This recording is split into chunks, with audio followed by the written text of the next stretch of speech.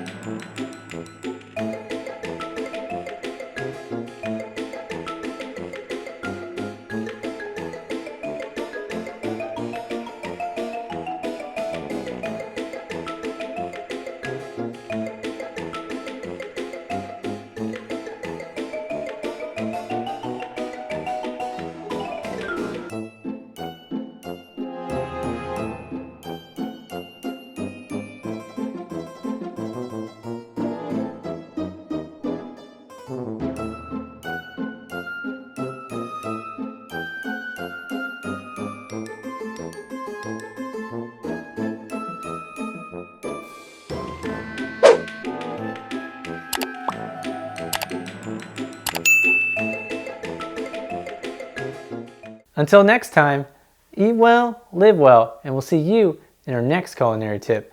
Bye for now.